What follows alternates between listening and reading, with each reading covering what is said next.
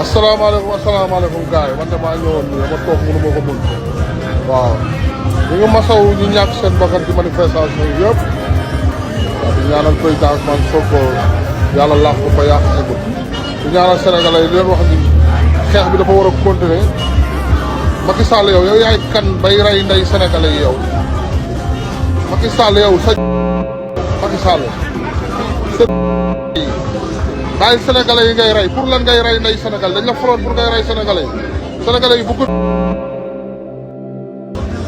yow yaay kan yow Macky Sall yow yaay kan bay rey ndey sénégalais yi yow Macky Sall yow sa Macky Sall sa dëj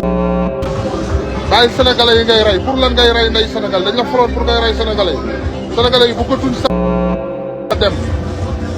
yow yaay kan yow sa dëj Macky Sall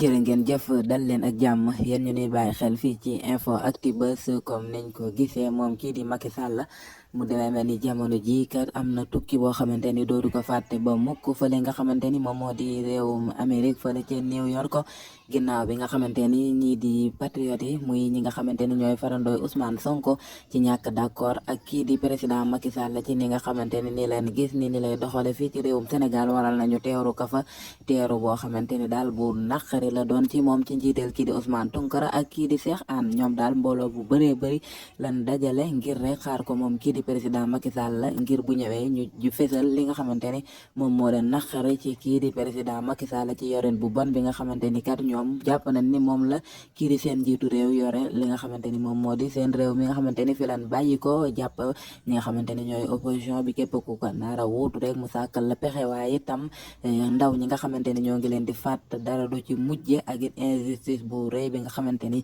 ñoom jàpp na ni kat loolee dafa fees dell fii ci réewum Sénégal loolee waral na ñoom daal ñu ngi ko teeroo ak ay pancarte yu xoturu Ousmane Sonko na nga xamante ni ni la gën a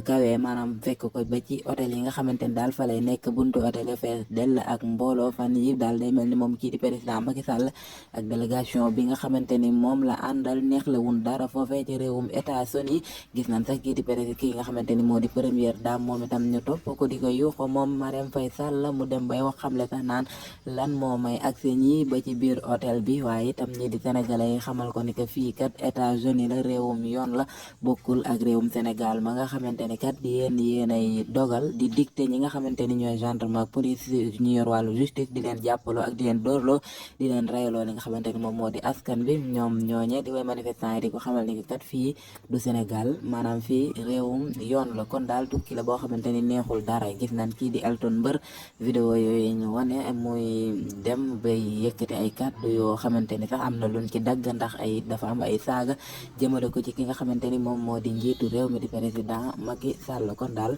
moom kii di Macky Sall mu ngi daj sële ci États-Unis loo xamante ni mburu daju ko ci ab taal jërë ngeen jëf Info Actubuzz